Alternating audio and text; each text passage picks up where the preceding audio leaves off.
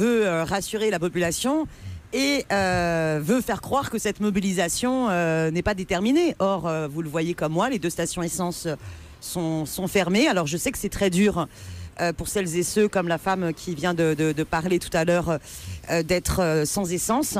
C'est très difficile et pour autant c'est nécessaire, puisqu'on a un gouvernement qui ne veut rien entendre, qui impose une loi à coup de 49.3, c'est-à-dire le pire déni démocratique en termes d'outils de la Ve République, alors qu'il sait pertinemment que plus de 71% de la population est opposée à cette loi travail. Donc mais vous les voyez, ces gens derrière nous, vous les voyez en train de faire la queue. Franchement, c'est galère pour eux, c'est un quotidien qui est galère. Et ils n'y sont pour rien dans cette histoire, alors, ces gens-là. Ils n'y sont pour rien.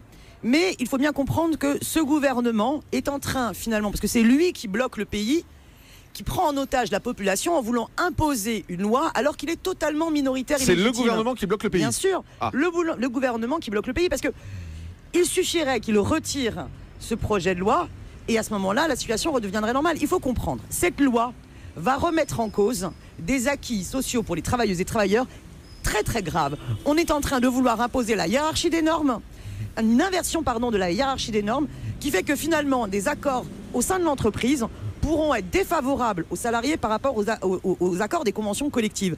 C'est extrêmement grave puisque ça ramène un siècle en arrière en termes de lutte sociale.